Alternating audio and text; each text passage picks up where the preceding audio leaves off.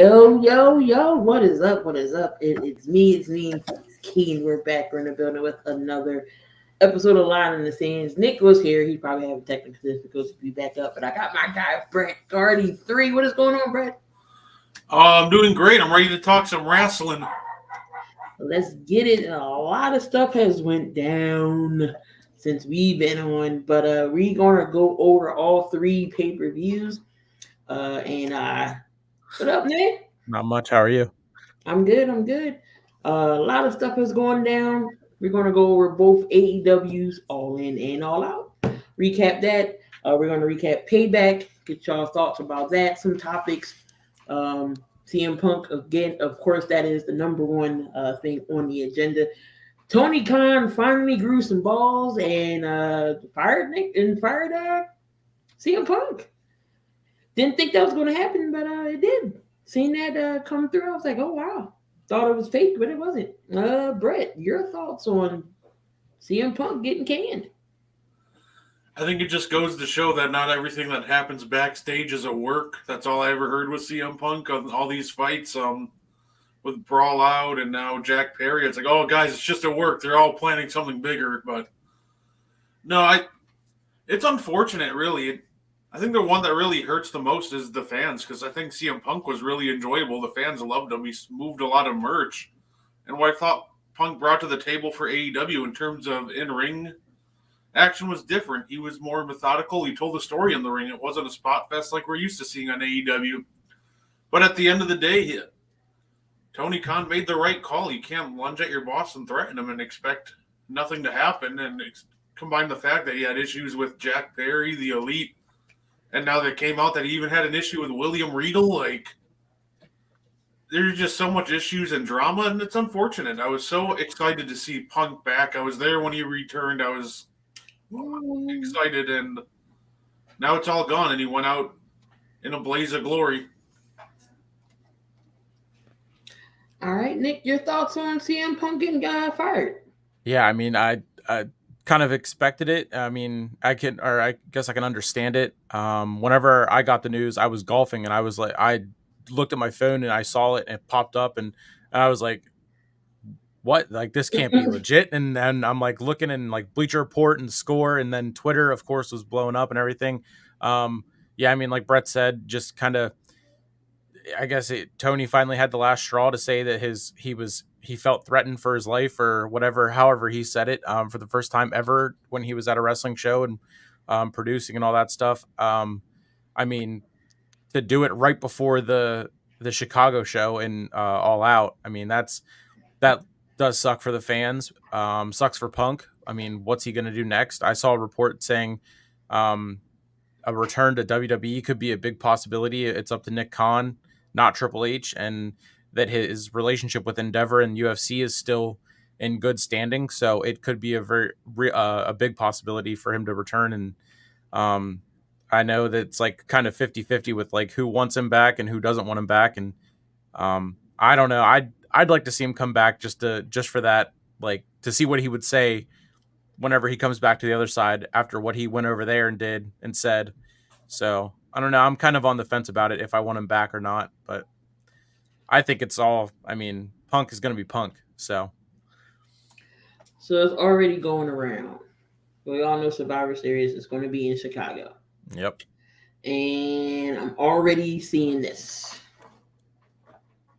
Yep. That didn't take long. That didn't take long. So whether or not he comes back in WWE or not, I mean, I just feel like he's burnt bridges in there too. We definitely have to see. I mean, I guess the WWE universe would allow CM Punk to come back in.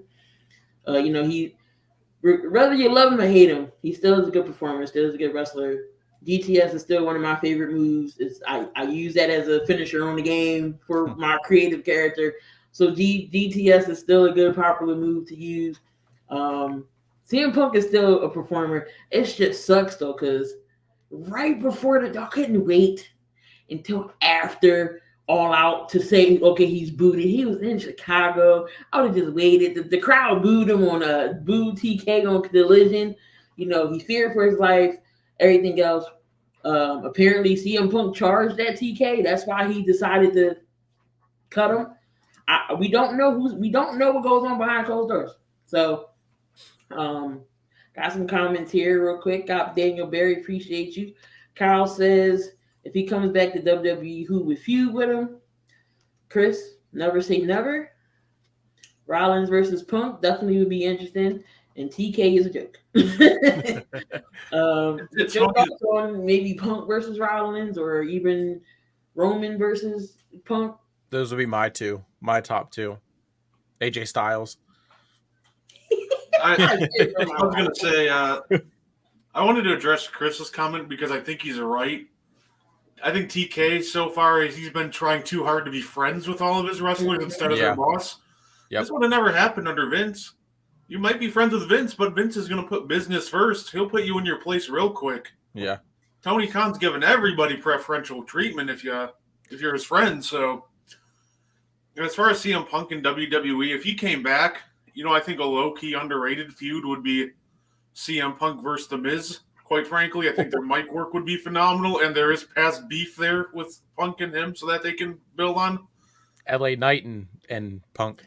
Ooh, LA Knight and Punk would be good. I'm low key. I love CM Punk's theme music. So when I hear it, and then the crowd goes, and I've seen it in person. It is amazing. So I just like the call of personality. I just think CM Punk's done.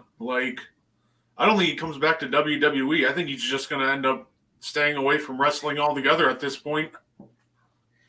Now the Jags are beltless. What happens if the Jags win the Super Bowl? They don't get no belt. They got to get there. They got to make their own.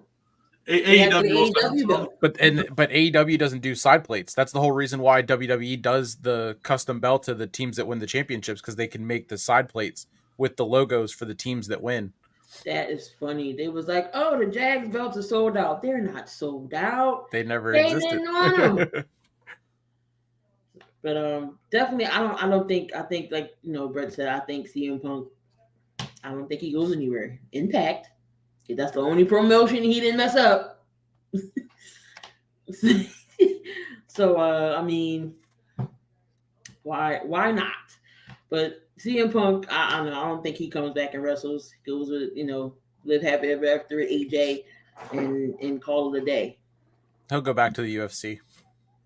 Oh, he sucked there too. Oh my God, that last fight, he got rocked. I saw a meme that said it was I sent it, the Punk saying, they make fun of me when I'm 0-2 in the UFC, but no one ever talks about how I'm 2-0 in the AEW locker room. Tell me when I'm telling lies. That's a good one. But I don't know. We'll see what Mr. Brooks does. Take some time off. Maybe he need to think about his mistakes and what he done. I mean, if he really wants to do wrestling again, he has to, do some forgiving, or at least acknowledge, take accountability for some stuff. If depends on where he wants to go. So I don't know. But let's get into. There was no other storylines, headlines that broke out. That was like the major waves. But let's get into what was first. Payback was first. Payback. Payback was actually not bad. I mean, the build-up sucked, but the show was pretty dang on good. So we're going to go over what happened and segue in some segments there as well. So the match opened up with Trish Stratus and Becky Lynch in the cage. And the cage, of course, is to keep people out, but of course it don't keep nobody out. We all knew Zoe Stark was going to get involved in this match, and it backfired on Trish Stratus. Trish ended up losing, and Becky Lynch gets the 1, 2, 3, and then we see Trish and Zoe Stark go at it. The thank you Trish is at the end. I think we see I think will be done. There was a picture of her I seen that she was all beat up and bruised. Can't say wrestling ain't fake because she had a bruise here on her forehead. She was bruised. Y'all thoughts on the Becky Lynch and Trish match, Brett? I thought it was phenomenal, honestly. If that was Trish Stratus's last match, I don't think they could have done it any better. I'll say you had a banger of a match with Becky Lynch. You made a star out of Zoe Starks or a potential new star. I guess we'll see where that goes. But I thought it was a really fun match. She took some really gnarly bumps, so credit to her. She didn't need to do all that, but she did her best to elevate Becky even more and get over Zoe Starks in the end. I really loved what they did with that match. Nick? Yeah, I mean, yeah, great opener match. Whenever I saw that they were lowering the cage before it started, to start that off, I mean, it made sense. Get the crowd really going. I mean, the Pittsburgh crowd, they usually start out slow. I saw some comments on Facebook that people weren't happy with the crowd being in. I mean, that's just a group from that hates Pittsburgh, but I mean, if I was thinking like the crowd aspect, if it was at Hershey, oh my gosh, they would have been going nuts from the very beginning. Because I was in SmackDown on Friday, but I mean, Becky getting the win, and then Trish turning on Zoe, or Zoe turning on Trish. It was a good way to end it. If it, like you said, if it is her final match, I mean, that was her first steel cage match. But now Becky's gonna make her way to NXT, as that just was announced on NXT next week. It's going to be Tiff Stratton and Becky in the main event for the women's title, and then Zoe Stark and Shayna. They already had a match on Raw, and it was a great match. But yeah, I mean, good first match for sure. I did see that with Shayna Baszler. She's like, "Oh, I can say you was better than Ronda." Yo, I died. She said that. She was like, "Oh, at least she's better than Ronda." So at least she got her respect there.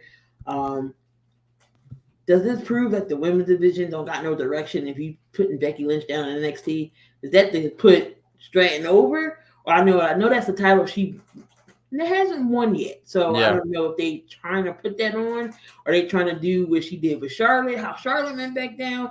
I don't know. Y'all thoughts on Becky going after the women's title in NXT? I really think that only good's going to come from that, because you do one of two things. If you put the title on Becky and give her a good title reign, I think it elevates the title, and then whoever beats Becky, you can make a nice new star out of that. Or you can put Stratton over and make Stratton an even bigger star. So either way, I don't really see this going bad. I think this is only a good thing that she's going after the NXT title, because now it makes the NXT women's title just feel that much more important. Yeah, being that's the title Becky's never won. I mean, what else does she have left to do in the WWE? Like she said, it's the only title she hasn't won in the company. Be a big way to make the title bigger. And they could also do it, as I saw another report that the NXT titles, they could get another switch up and a revamp to get away from the NXT 2.0 titles. And if Becky wins, then she could introduce a new title and drop it right back to Tiffany, like when Dolph won it and then dropped it again.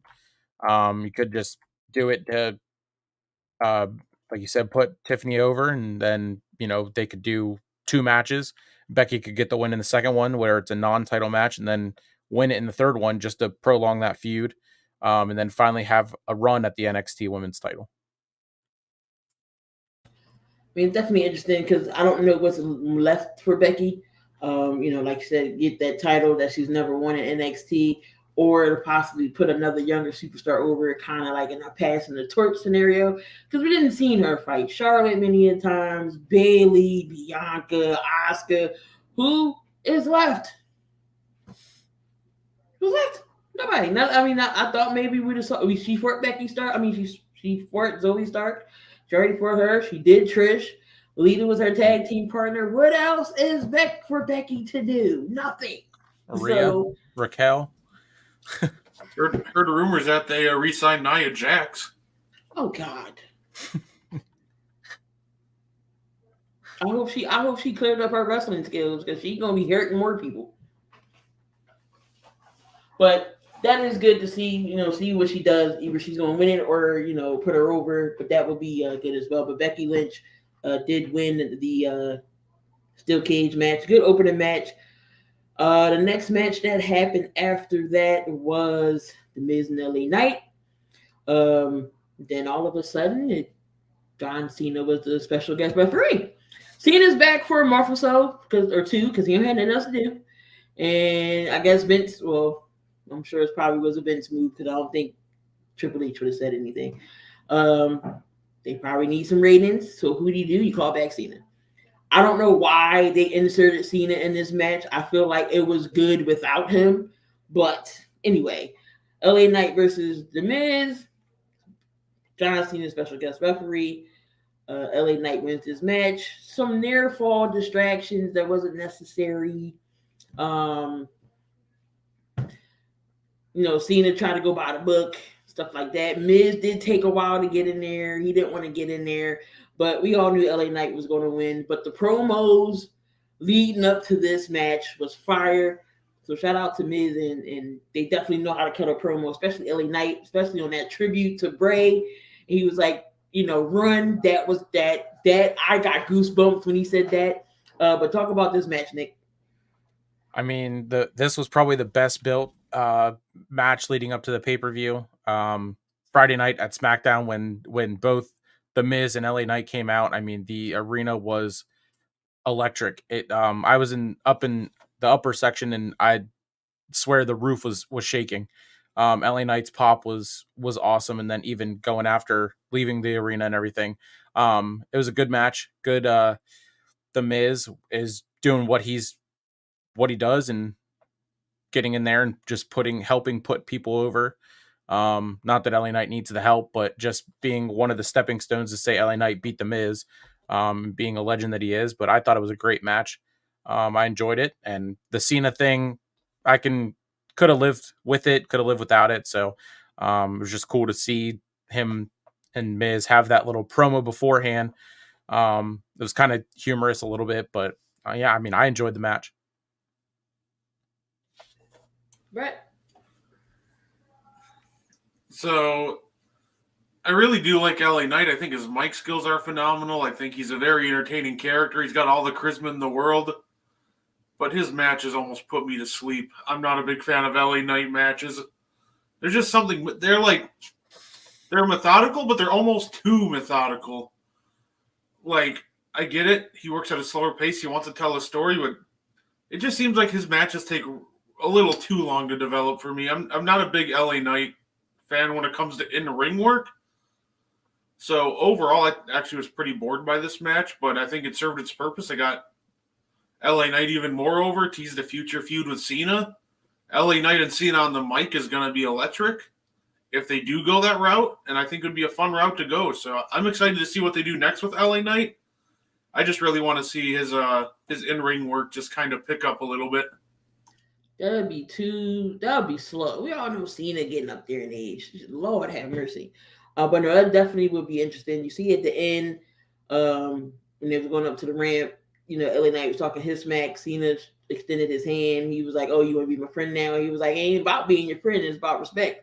So that was the sign of, hey, you did, passing that. So you never know. Might be Cena next.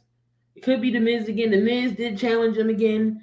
I don't know what's gonna happen. So, but good build up. Both promos, both Miz and LA Knight can talk on the mic. So it's always good to see that they can. The mic skills is great. We had the United States Championship. We had Rey Mysterio versus Austin Theory, which we all knew Rey was going to win. Nothing too much to talk about in this match. This is a bathroom break match. Yeah, nothing spectacular. Rey went clean.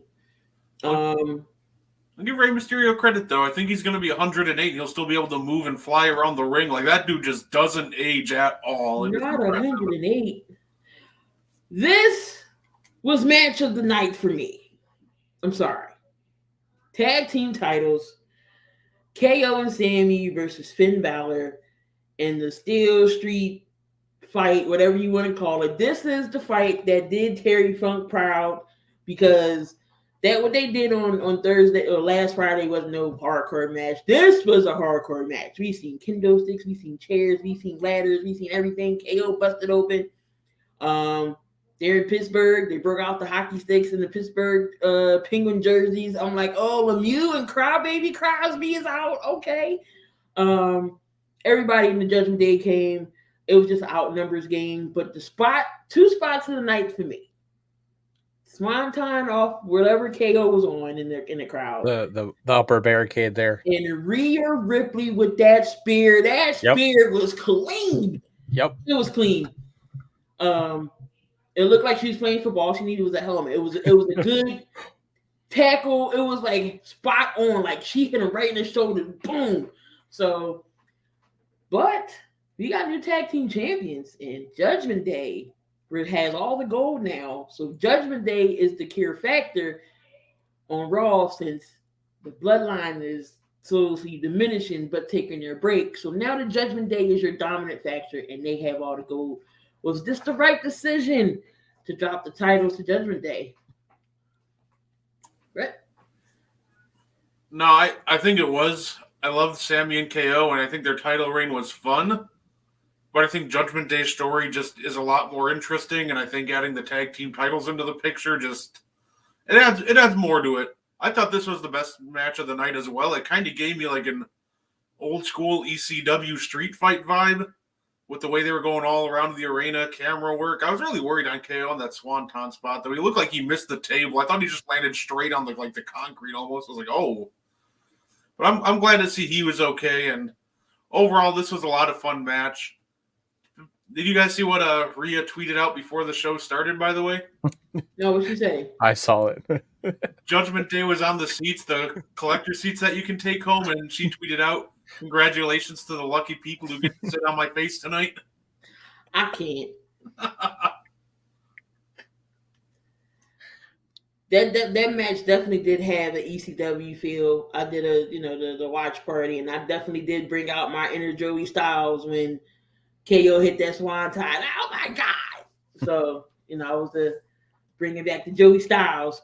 But no, this match was great. Judgment Day got gold. It was just I was just shocked. But I heard that KO still is not fully hurt. Injured. He's fully healed, and KO still dealing. Sammy's still dealing with a staph infection. So I think that's probably why they dropped them. But who's going to take them? That is going to be interesting. Been hearing rumors. Possibly DIY can get back together. That would be great. Bring Gargano and bring Ciampa back together. That would be awesome. Or even maybe the Street Profits will probably take them off and stay, or together with Bobby Lashley. But Nick, your thoughts on, did they make the right decision on dropping the belts there? Yeah, absolutely. The Sami Zayn and Kevin Owens, they did great. Building up to Mania, that whole thing with the bloodline, it was awesome. But once they got the titles, it was just like, what's next? They just beat the best tag team WWE has, and now who are they going to beat? Who are they going to face every single week? Oh, let's just throw Cody in and make it a six-man tag matches. Oh, who cares? Okay. The main event of Raw is Sammy and Sammy, Cody, and Kevin against the Judgment Day for 8 weeks in a row. Great. The street fight, the Steel City, the Penguins jerseys, I loved it. Loved every second of it. The only thing I didn't like was when Finn took the terrible towel and was stepping on it. He stepped on the terrible towels. He'll get his for it. We've seen that happen before when a Bengals player did that. He'll get his for it. Finn became a Grand Slam champion with the win, so that was pretty cool. The spear by Rhea, great. And Swanton, awesome. And it was a good, definitely probably my match of the night as well. Sami Zayn has some highlights to his blue bombs into the corner, the Helula kicks. They did I thought they were going to do the concerto, but they did the kendo sticks. It was just crazy. Dom came in. JD took the brunt of some stuff, so it just seemed like JD is like the punching bag for him. Like, no, I got y'all. Y'all don't got to worry about getting hit because he told last night. He told Dom to go. He'll handle it. And Dom was like, all right, say less. And he flew. He was out of there. Dom was going back to mommy. Cody looks like Mr. Joshua. Lethal Weapon. But we had so the next one was the Waller effect with Cody Rhodes.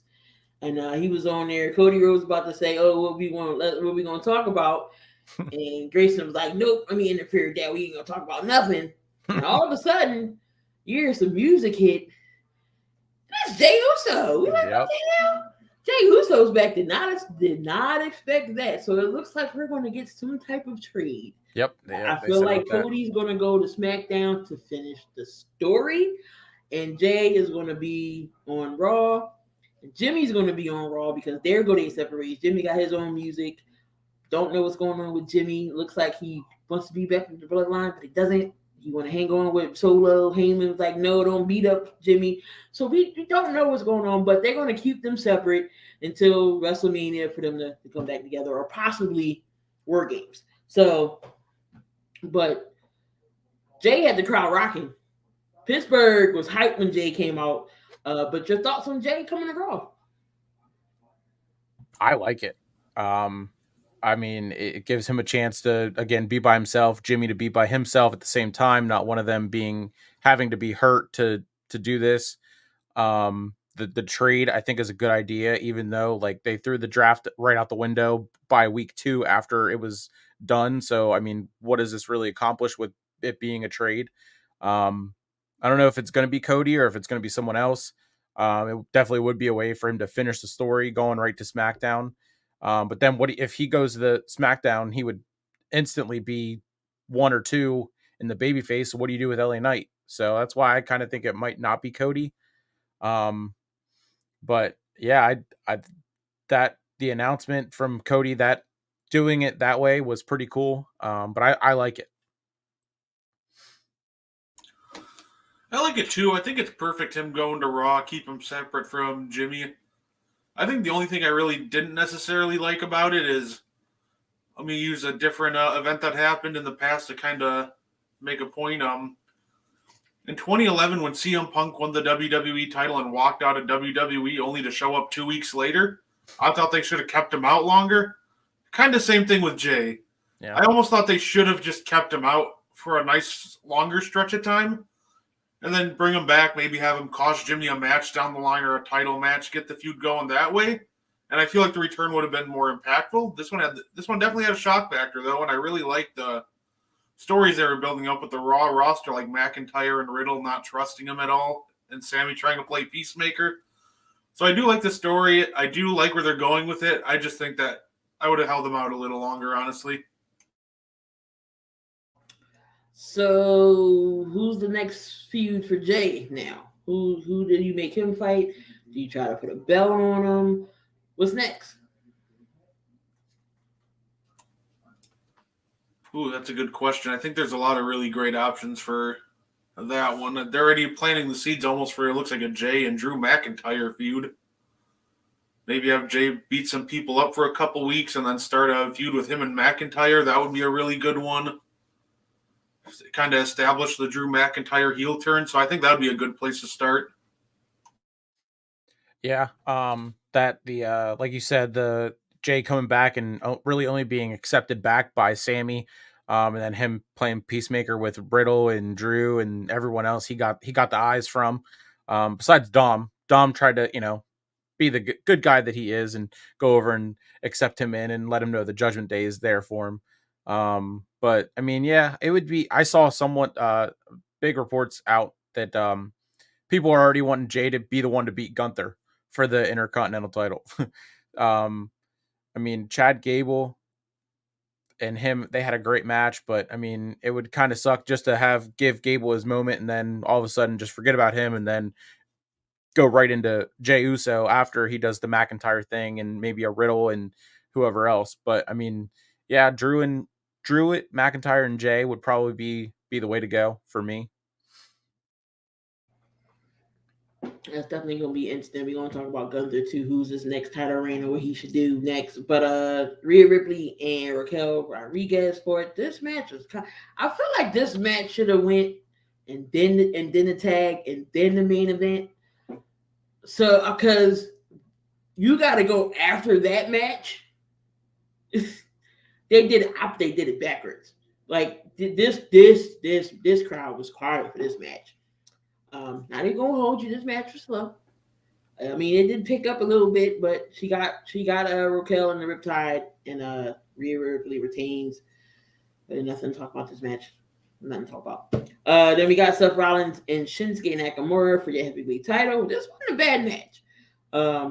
Did go back and forth, but Nakamura couldn't get it done. Seth ends up winning. Nakamura attacks Seth after Payback went off the air, and then we seen exclusive that he did get a hit. Now, do they drop the title because Seth in his back? How long do you let Seth hold it? I don't want to see this match again. I don't want to see Nakamura fight Seth again. I don't want to see it again. I don't know if they're teasing it again for Fastlane, but who do you want to see Seth fight next, and do y'all have him drop it? It seems like they already made it clear what's next. It's going to be Seth and Nakamura. I wouldn't drop it to Nakamura. I think the right choice would almost be he drops it to a Damian Priest cash-in. That's the route I would go. And then that adds even more dissension within the Judgment Day. Finn gets jealous of him, and they eventually leads to him getting kicked out. But honestly, that's the route I would go. Have him feud. You can have him feud with Shinsuke again, but ultimately, I would have him lose to a Damian Priest cash-in. Yeah, I do like that. I definitely don't want to see the Shinsuke rematch again. I'm not a fan of him. This whole doing his promos in Japanese, I just sit there and I'm scrolling on my phone, and then when I hear Seth talk, I pop my head back up. But I mean, the Seth and Shinsuke at Fastlane say give it a stipulation, and then have the cash in with Damian be where Seth is, his back is hurting him, kind of like when Bianca had the knee injury, and then Seth won't be the one to take the pinfall, but he's going to be out because of his back or whatever. And then it can still keep him strong for when he comes back. He can say, okay, I didn't lose the title. I wasn't involved in the pinfall or whatever. But then you can do the Judgment Day then as when Seth is, gone. But I mean, yeah, the cash in I think should be soon.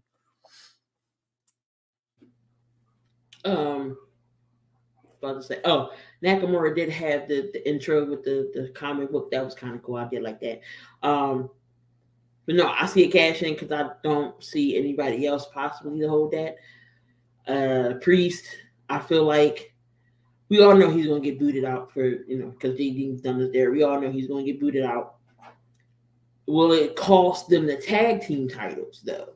If they lose them to either Street Profits or Imperium, or even if they get Gargano and Ciampa back, I think somehow they, Finn and Priest are not going to be in the same space. They're going to be all mad at each other. Like you said, Finn's going to get jealous. I think that's going to cause them to lose their tag team titles, and then eventually them two are going to fight. Do you think Finn will get the belt back eventually? At this point, I kind of don't. I feel like if they were going to put it on Finn, they would have done it by now. Finn's not getting any younger. I would love to see a Finn title reign, but I'm just not confident that WWE believes in Finn Balor enough to put the title on him at this point. Or at least their main title. I could see them maybe giving him like another Intercontinental title run. They trust him enough with a tag team run, but with the big belt, it just doesn't seem they have enough faith in Finn Balor to give him a run like that. I mean, I would be okay with it if that was the way they would go. I mean, then you could kind of have Damian with Dom in his corner, Dom and Rhea stay together, and then JD and Finn could still be a factor, and they could prolong that feud with the tag matches and then one-on-ones and all that stuff. But eventually, like a Damian and Finn I think that would be a great match.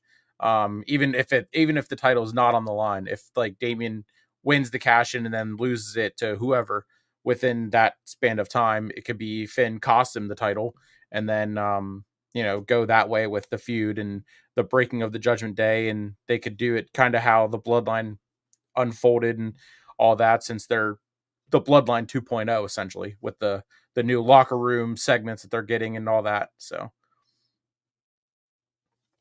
it's definitely going to be interesting to watch now to see where Judgment Day goes. Before we get into AEW, Gunther and Chad Gable had the Intercontinental title match on Raw, and Gunther retains, making him the longest reigning Intercontinental champion. Now, do you decide to drop the title to someone, the IC title to someone, or do you let Gunther go to Rumble, have him win the Rumble, have him have two belts, go after whoever wants to go after? He'll have the IC, he'll have the championship. Could that happen, or what is next for Gunther? That is the main question. Nick, who you think, or what's going to happen? I could see it holding the title, the IC title, up until the Rumble, winning the Rumble, and then that. I mean, I guess that would be the plan if Cody is the one traded to SmackDown, and then he could just immediately do that and go Cody and Roman for Mania, and then Gunther would have no choice but to choose Seth if he were the one to win. And then you could do like a title for title at Mania, and then it could be a really big fight feel for that match. And I think it'd be a great match, Rollins and Gunther. And then, I mean, if that's whenever Seth wants to take time off for his back, then that would be the way to go. I would say I agree. I don't mind them going either way with this. I'm kind of wary at this point about them trying to put two titles on Gunther just because I don't want to see a situation where the Intercontinental title falls to the wayside for the World Heavyweight title. So I'm almost thinking that maybe you have Gunther lose it at the Rumble, then have him enter the Rumble and win it. That way it makes him look like a real Iron Man and almost adds to it. I say you bring up somebody from NXT, you bring up somebody young, give him a major rub. Maybe like a Braun Breaker, Ilya Dragunov, or even if it was Chad Gable working his way back into the picture, give him a final chance at the Rumble to win the title. But if he loses, he can't challenge for it as long as Gunther's champion, then have him win. Like, I think there's many ways you can go. I think those would be my top three to take the title from him. But I think you drop it before Mania just because I don't want to see – he's put in a lot of work to that title, so I don't want to see it fall to the wayside. And I knew they was going to have him wait to break the record because they did it with Roman. WWE likes people breaking records. They did it with Roman, and they're going to do it. They did it with the Honky Tonk Man. So Gunther is your longest reigning Intercontinental title holder. Nobody is going to hold them ever again. Same with Roman. Nobody's going to hold that title as long as he did. But yeah, Gunther, that's another hot. If it's done right, it should be good. What else happened? That was really it. I didn't really watch Raw, but I know that was the match that I did see at the end. We seen Sammy and Jay make up. Yeah. So all in Wembley was crazy. It was pretty good. Which y'all like better, All In or All Out? All In. So All In was definitely the better pay-per-view. I'm almost tempted to say All Out, but that's because I was there. So, but I'm gonna have to go with All In. All right, so All In was in Wembley, and it did good numbers there in Wembley, and they already announced that they're going to be there again next year. So I'm waiting for WWE to say, "All right, WrestleMania, let's go to Wembley." Because I know it probably would do good there. Let me find a recap here. I think the only issue with WrestleMania at Wembley is are you cool with having WrestleMania go on at like noon or 2:00 in the afternoon in the United States time? A lot of people might be. I'm not mad at that. I feel like it won't be all dang on day. I mean, it'll be 9 hours. So I don't know if they will have two days like they do over here in the States. I mean, it could be good. Where is the thingy? Okay, here we go. That's All Out. I went All In. You know what? Screw it. Since I'm here, all out. All right, so we got All Out, and this was in Chicago, and this was right after CM Punk got canned. So it was 0 hour. Did you see everything, Brett? Even 0 hour? I got there a little after 0 hour. That Chicago traffic is a nightmare to navigate. But I did see Dennis Rodman, and that's all that matters. Yeah. All right, so on the main card, let's see, I think the 0 hour was the Clean and Daddy Ass versus Jarrett and Lethal. All right, so we have the Better Than Baby versus Dark Order for the Ring of Honor Tag Team titles. And of course, MJF and Adam Cole retains. Your thoughts on this match? I'll say I've never seen a crowd get so hyped up for something called the kangaroo kick, but it was a lot of fun. That was definitely a fun match. It was entertaining. The MJF spot, he got taken out. It made sense to me because nobody really bought the Dark Order as a believable threat. But if you make it 2v1, then maybe. So I thought that was a really, really good spot to add in there. Overall, it was definitely a fun match. I still can't believe how it's crazy how just this team just got thrown together and now they're the most overact in almost all of wrestling. They're right up there with everybody. The pop for the double clothesline was absolutely insane. This was a really fun match. I mean, like you going off, also adding to the making them a bigger threat. This kind of gives like that the MJF like a real babyface type feel. I love that he did the Cody walk whenever he came back out, and he's demanding that he's going back out there. And then the ending of it was great. And then as they were walking back, the shove from Samoa Joe that to throw back when the NXT moment and all that stuff. And then them going at it in the ring on the pay-per-view. I thought that was great. And it was a good kickoff match. Side, I know there's Collision. Maybe that's what you're thinking about. NXT, AEW, Raw, SmackDown. I mean, Collision. I'm really not going to talk about Collision, but I was like Collision and Rampage. Rampage. So we have Samoa Joe versus Shane Taylor for the RH TV title. I mean, that wasn't a bad match from what I saw. Samoa Joe retains. Any thoughts about that match? It was a good old-fashioned hoss fight. No flips, just fists. It was a nice change of direction from a lot of what you saw on the card. So I definitely didn't mind it. All right, then we got Luchasaurus versus Darby Allin for the TNT title. Looks like Luchasaurus retains. This match is okay as well. You know, Darby going high flying his matches. Y'all thoughts on this match? I don't know if y'all caught the press conference after with Christian being an absolute menace again. He sits down, first thing he asks, how's everybody's father doing today? The turtleneck Christian is probably like the biggest menace to society that we've seen in a while since like Legend Killer Randy Orton. But overall, I really love this Luchasaurus and Christian team. It is one of the most entertaining things on television. Christian has totally sold me as a heel. Anytime he picks up a microphone, I'm looking forward to what's going to come out. And the match was a lot of fun. I'm really worried about Darby. I really hope that he starts to tone down his style a little bit so he can wrestle later into life. Because man, those bumps he takes are just gnarly. He just throws himself all over the place, and I'm worried that's going to catch up to him, honestly. But overall, this match it was fine. It was fun.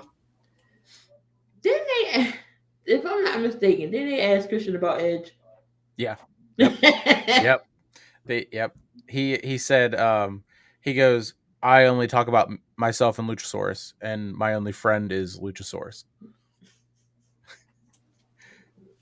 Yeah. The same thing with Darby. The reports about his back and everything, and his quote was, as long as I can touch my toes, I'm good to go.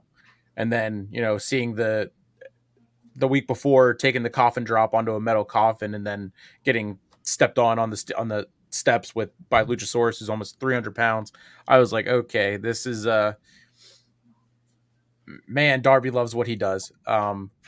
But yeah, I enjoyed the match for what it was, and the whole Luchasaurus and being the one that wrestles for the TNT title, but then Christian is the face of the TNT title and the mouthpiece. I don't know. I kind of dig it. Like you said about the heel, and then the father comment, and also he said that he re-signed with AEW. He said Tony gave him a big fat check, and he earned every penny of it. Oh boy. So Christian is living up to that heel role. You got Powerhouse Hobbs versus Miro. Miro wins the match, and CJ Perry is all elite. Y'all don't know who CJ Perry is, aka Lana. And Miro said, nope, no deals. I'm out. Forget you, bitch. He left. He didn't forget you cheated on him with Bobby Lashley. He did not forget. He straight up gave you the cold shoulder and rolled out. She hit Hobbs with that chair, and it didn't even faze him. But your thoughts on Lana coming back? I knew it was going to happen eventually. It's interesting. I'm curious to see how they're going to really add what she's going to add to the Miro character, because I thought Miro was actually doing fine on his own. So I'm at this point, I'm just kind of curious what Lana or CJ Perry. I forgot Lana's her slave name. We can't call her that no more. CJ Perry. I'll say I just don't really know what she's going to add, because we've seen them do the evil foreign bad guy gimmick before. We've seen them really go through it all before, heel, babyface together. So I'm really curious to see what she's going to do. So it's interesting, something to keep an eye on. That's for sure. Yeah, whenever she came out, I just laughed at the fact that the crowd was chanting "beat that meat" or "slap that meat" or whatever they were chanting, and that's when she came out, and my immediate thought was, no one cares that she's here. I just want to keep seeing big meaty men slapping meat. Shout out to Big E, which they did. They said it exactly like that, and I thought that was fantastic. I also love that when she came out, instead of going to help her husband right away, she had to pull the Jeff Hardy and start dancing on stage for a minute, and they go, "Oh, wait a minute, hold on, I should probably go help him." And she took her shoes off up there too. We got Chris Statlander versus Ruby Soho for the TBS title, and Chris Statlander wins this match, and so he retains. Any thoughts on this match? Really interested to see what happens with the Outcasts. The whole Tony Storm hiding under the ring and helping Chris Statlander caught me off guard. So I'm really excited. I thought this was a fun match, and I think the twist with Storm helping Statlander and turning on the Outcasts, I'm excited to see where that goes. I think it's going to result in some really fun matches. Yeah, same thing. I think this new Tony Storm, Marilyn Monroe character is going to be interesting. The Outcast kind of having a little tension from the Tony attacking Saraya's family in London, and then this and that, and now Tony turning on Ruby. So I enjoyed the match. The turn was interesting for sure. This match was crazy for me. Ricky Starks and Daniel Bryanson. Brian Danielson. So I was about to say his slave name. And versus Ricky Stark. It was the strap match. This match was brutal. Y'all can't say the wrestling ain't fake with taking shots like that in the back. Ricky Starks. Brian was busted open. Like, this match was brutal. But it all came down. Bryan Danielson beat the match, had Ricky Steamboat in the ring. This match was overall great. And Brett, I can only imagine how it was there seeing it live in person. It was phenomenal. It was electric. This was arguably the best match of the night. I really loved the different spots they did. Them just whipping each other was brutal enough. The yes lock with the strap. Of course, for a second there, I got worried because I thought we were trying to set up Bryan Danielson versus Big Bill. I'm like, oh, this didn't go well for Big Bill when we tried that in WWE. But overall, it was brutal, and I think it was everything that you've ever wanted in a strap match. This was absolutely phenomenal. Yeah, I enjoyed it for Danielson, his comeback match. And after at the press conference he talked about it, that he was cleared to come back and do this type of match as his comeback match, because he got cleared by the AEW medical staff and outside doctors. And he made a point of like, the outside doctors, they don't care if I wrestle. They don't care if I do this or that. So whenever they said, yeah, you're good for whatever, he made the point of, okay, let's do whatever. And then he said, he made the point to say that he was excited to work with Ricky Starks, and that Ricky carried him through that match to avoid further injury for his arm and everything. And so yeah, I enjoyed this one for sure. And then the promo on either Collision or Rampage or whichever one it was, where he said the last time he was in a strap match, it was with someone he loved, and they beat the shit out of each other, meaning Bray, and that was a cool touch to it. And then just his return, leading up to it to put him into the match, I thought it was quick, but it worked. It did its purpose. So I enjoyed this one as well. We got Eddie Kingston and Shibata versus the Blackpool Combat Club. Did not expect this ending.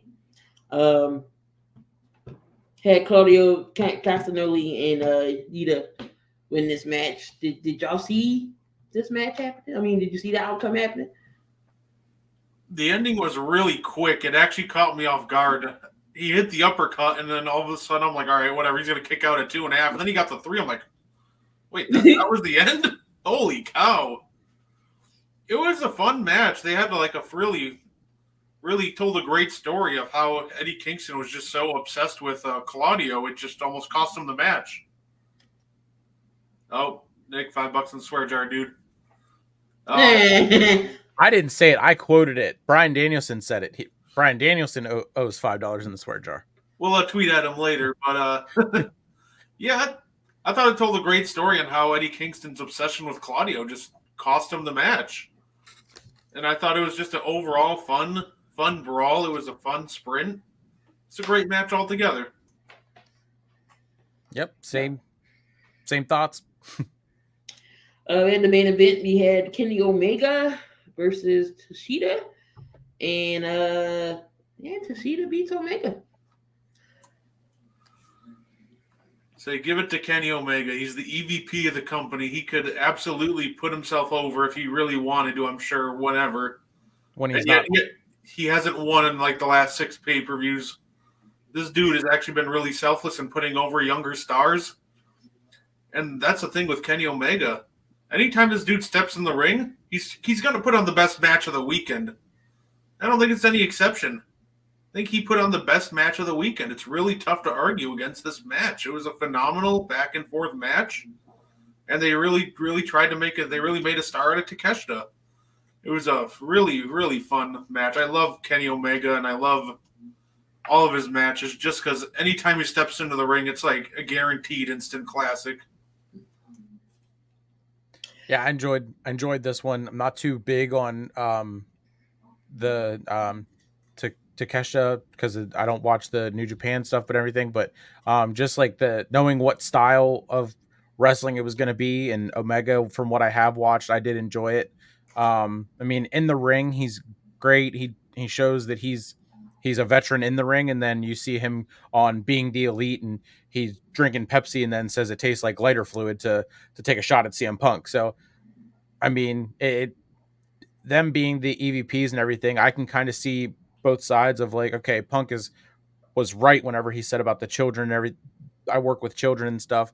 But when it comes to their in-ring, everything, they go. And so, yeah, I enjoyed the match as well. Not going to go all in. We had Hook versus Jack Perry. Jack Perry retains. Hook defeated Perry to regain the FTW championship. Then we had Samoa Joe versus Punk, and that was Punk's last match. Perry got fired. That match was good. CM Punk was all busted open. He beat Samoa Joe. You had the Golden Elite versus Jay White and Juice Robinson and Tashida.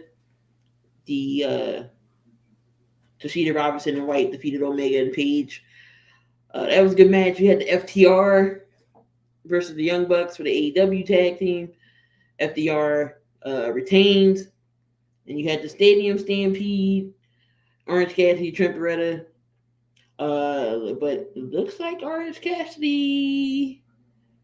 Yeah, I was gonna say we missed the last two matches for All Out. The Bullet Club Gold Oh, that's right. versus the Young Bucks and FTR, versus FTR and the Young Bucks, and then John Moxley versus Orange Cassidy for Right. the Absolutely international correct. championship. Yeah, so Orange Cassidy, he lost. Yep. He finally lost. Great run. It was bound to happen. So Moxley did win.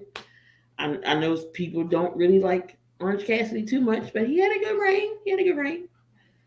Your thoughts on Moxley winning? I think it just makes Orange Cassidy even look like an even bigger star. Nobody could top Orange Cassidy until a two-time AEW champ comes into the building, and even he needed two Death Riders to put him away. And Orange Cassidy didn't go down without a fight. He took the Death Rider. He got busted open. He stood up after it and gave Mox the bird. Like, you made him look like an absolute badass. Oh, that's $5 in the swear jar. But not only that, and you make him look like a star, you made Orange Cassidy look like a main eventer, that he can hang with these main event guys. So, and I don't have a problem with Mox winning it. I saw a lot of people complaining that it was Mox, that it wasn't some younger star, but I think you've elevated Orange Cassidy, and whoever beats Mox for the title, or you just have a young star do that, and boom, you're still elevating young talent, and you've elevated Orange. So overall, this was the perfect main event, and it made a new main event star.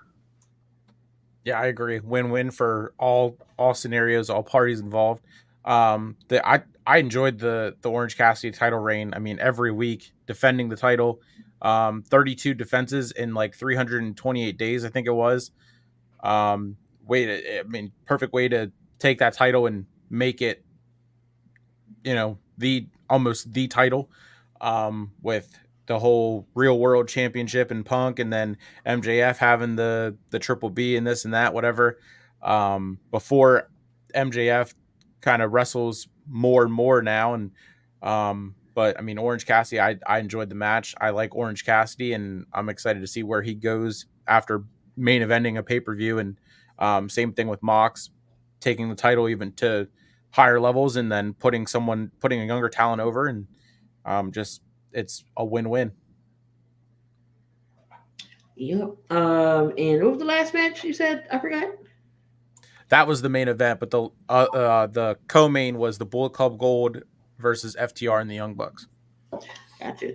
Because I think that's when I forgot I was watching something else, and yeah. But 3 good pay-per-views, surprisingly. Fastlane's next, so of course they got to do the build-up for that. Nothing's been announced yet for Fastlane. And it was AEW's next pay-per-view. Wrestle Dream in Seattle. So, we got everything in. Next week we'll probably, I guess, go over all the stuff that happened, key important things that happened on all the shows. Maybe talk about some of our best matches. We'll figure out something. But definitely had to come back, because that was three pay-per-views within the matter of a week or so, back to back. We just had to get it out. So appreciate y'all that was watching over on YouTube side, Facebook side. Make sure y'all tune on back tomorrow morning.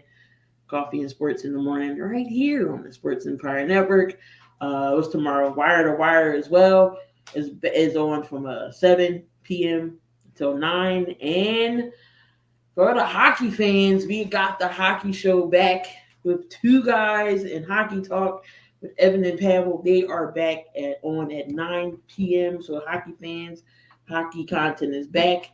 Tune in tomorrow.